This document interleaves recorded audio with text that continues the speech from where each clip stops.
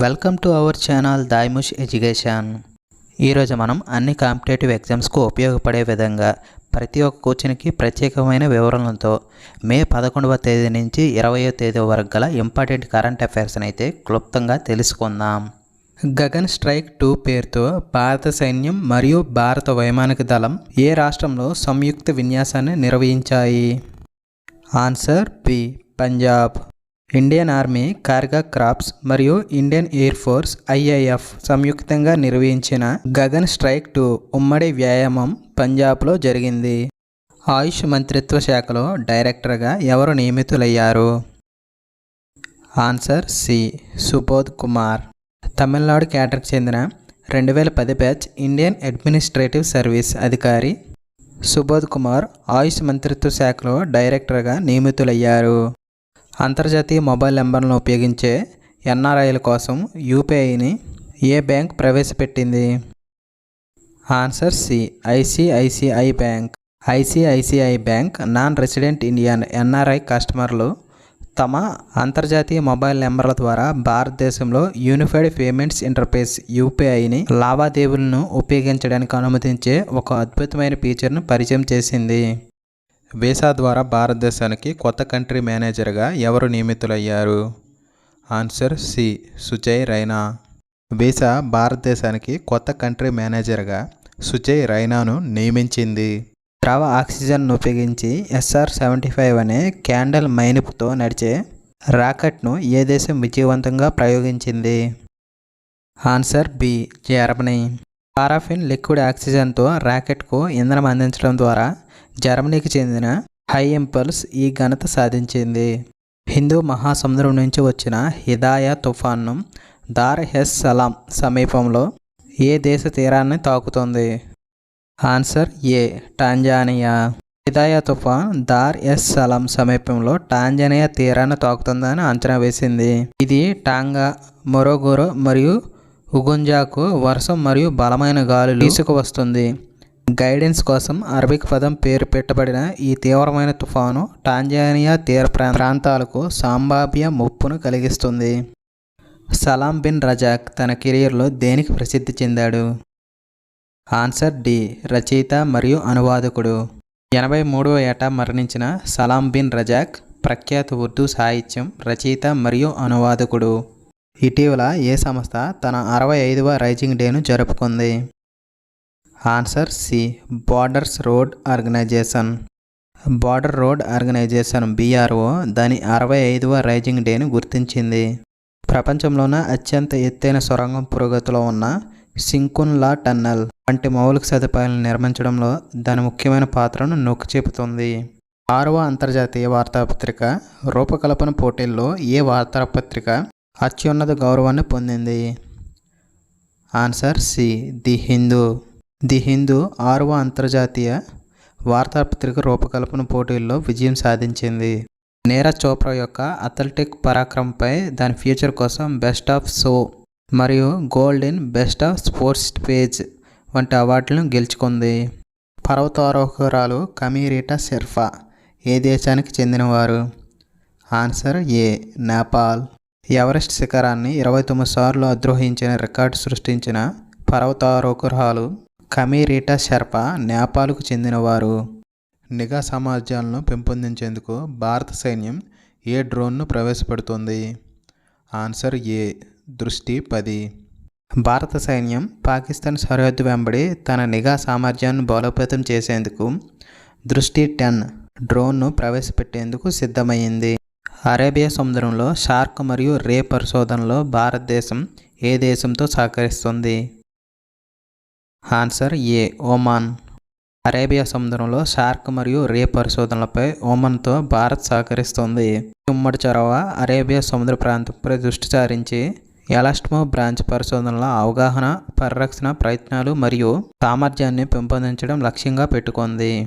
Hinduja group యొక్క IIHL ఏ కంపెనీకి చెందిన బీమా ఆదాయాలను కొనుగోలు చేస్తుంది? Answer B, Reliance Capital. రిలయన్స్ జనరల్ ఇన్సూరెన్స్ మరియు రిలయన్స్ నిఫాన్ లైఫ్ ఇన్సూరెన్స్లతో కూడిన రిలయన్స్ క్యాపిటల్ యొక్క ఇన్సూరెన్స్ ఆర్మ్స్ను పొందేందుకు హిందూజా గ్రూప్ యొక్క IIHL IRDAI నుంచి ఆమోదం పొందింది. భారతదేశం మరియు భూటాన్ల మధ్య 5వ joint group of customs JGC సమావేశం ఎక్కడ జరిగింది? Answer B Ladakh. భారతదేశం మరియు భూటాన్ మధ్య 5వ joint group of customs JGC సమావేశం లడఖ్లో జరిగింది. ఇఫ్కో చైర్మన్గా ఎవరు నియమితులయ్యారు? Answer D Dilip Sanghani. Dilip Sanghani IFFCO board of directors కోసం 15వ RGB ఎన్నికల సందర్భంగా చైర్మన్గా ఎన్నికయ్యారు. టాటా ఎలక్ట్రానిక్స్లో చైర్మన్గా ఎవరు బాధ్యతలు చేపట్టనున్నారు? Answer B N Chandrasekaran. Tata sons chairman N Chandrasekaran Tata electronics చైర్మన్గా నియమితులయ్యారు. సెయిల్ ద్వారా భారతదేశంలోని మొట్టమొదటి 15 మెగావాట్లు తేలియాడే సోలార్ ప్లాంట్ను ఏ రాష్ట్రంలో ఏర్పాటు చేస్తారు? ఆన్సర్ ఏ ఛత్తీస్గఢ్. సెయిల్ బిలాయ్ రాష్ట్రంలోనే ఛత్తీస్గఢ్లోని మొదటి 15 మెగావాట్ల ఫ్లోటింగ్ సోలార్ ప్లాంట్ను ప్రత్యేకంగా దుర్గ్ జిల్లాలో ఉన్న మరోడా 1 రిజర్వాయర్లో ఏర్పాటు చేస్తుంది. 2024 super bets rapid and blitz పోలాండ్లో మాగ్నస్ కార్ల్సన్ ఏ దేశానికి ప్రాతినిధ్యం వహించాడు? Answer D Norway. Magnus Carlsen ప్రపంచ నంబర్ 1 2024 సూపర్ బెట్ ర్యాపిడ్ మరియు బ్రిట్స్ పోలాండ్ టోర్నమెంట్లో నార్వేకు ప్రాతినిధ్యం వహించాడు. అంతర్జాతీయ కాంతి దినోత్సవాన్ని ఏ సంస్థ స్థాపించింది? Answer B UNESCO. జీవితంలోని వివిధ అంశాల్లో కాంతి మరియు కాంతి ఆధారిత సాంకేతికల యొక్క ప్రాముఖ్యతను హైలైట్ చేయడానికి యునెస్కోచే అంతర్జాతీయ కాంతి దినోత్సవాన్ని స్థాపించారు. ఇది ప్రతి సంవత్సరం మే 16వ తేదీన జరుపుకుంటారు. ఫోన్పే ఏ దేశంలో UPI చెల్లింపును ప్రారంభించింది? ఆన్సర్ ఏ శ్రీలంక. శ్రీలంకలో UPI చెల్లింపును ప్రారంభించడానికి ఫోన్పే మరియు లంకాపేతో భాగస్వామ్యం కలిగి ఉంది. వినియోగదారులను లంకాపే QR వ్యాపారుల వద్ద లావాదేవీలు చేయడానికి అనుమతినిస్తుంది. ప్రాజెక్ట్ బీసంలో భాగంగా భారత వైమానిక దళం ఇటీవల ఆగ్రాలో ఏమి పరీక్షించింది? Answer B portable hospital. భారతీయ వైమానిక దళం ఆగ్రాలోని ప్రాజెక్ట్ బీసంలో భాగమైన బీసం పోర్టబుల్ ఆసుపత్రిని పరీక్షించింది. ఈ చొరవ అత్యవసర సమయంలో వేగవంతమైన మరియు సమగ్రవంతమైన వైద్య సహాయాన్ని అందించడానికి లక్ష్యంగా పెట్టుకుంది. GPT-4o అని పిలిచే దాని తాజా పెద్ద భాషా మోడల్ LLMని ఏ సంస్థ పరిచయం చేసింది? Answer D OpenAI. OpenAI వారి తాజా పెద్ద భాషా మోడల్ అయిన GPT-4oని ఇప్పటి వరకు వారి వేగవంతమైన మరియు అత్యంత శక్తివంతమైన AI మోడల్ను పరిచయం చేసింది. అంతర్జాతీయ ఫుట్బాల్కు ఇటీవల రిటైర్మెంట్ ప్రకటించిన భారత ఫుట్బాల్ ఆటగాడు ఎవరు? Answer B Sunil Chhetri. భారత ఫుట్బాల్ ఆటగాడు సునీల్ ఛేత్రి అంతర్జాతీయ ఫుట్బాల్కు రిటైర్మెంట్ ప్రకటించాడు. అతని యొక్క ఆఖరి మ్యాచ్ జూన్ 6న కోల్కతాలో కువైట్తో జరిగే ఫీఫా ప్రపంచ కప్ క్వాలిఫైయర్. సునీల్ ఛేత్రి గారి కెరియర్ 2002లో మోహన్ బగాన్తో ప్రారంభమైంది. నాసా యొక్క చీఫ్ ఆర్టిఫిషియల్ ఇంటెలిజెన్స్ AI అధికారిగా ఎవరు నియమితులయ్యారు? Answer B David Salvagnini. David Salvagnini NASA యొక్క chief of artificial intelligence AI ఆఫీసర్గా నియమితులయ్యారు. దానితో పాటుగా చీఫ్ ఆఫ్ డేటా ఆఫీసర్గా కూడా నియమితులయ్యారు. సాహిత్య అకాడమీ ఫెలోషిప్ ఎవరికి లభించింది? Answer C Ruskin Bond. 300కు పైగా చిన్న కథలు, వ్యాసాలు మరియు నవలలతో సహా తమ విస్తృతమైన కృషికి ప్రసిద్ధి చెందిన ప్రముఖ ఆంగ్ల రచయిత రస్కిన్ బాండ్కు ప్రతిష్టాత్మకమైన సాహిత్య అకాడమీ అవార్డు, పద్మశ్రీ మరియు పద్మవిభూషణ్లతో సహా అనేక ఇతర ప్రశంసలను అందుకున్నారు. ప్రపంచ హైడ్రోజన్ సమ్మిట్ 2024 ఎక్కడ జరిగింది? Answer B Netherland.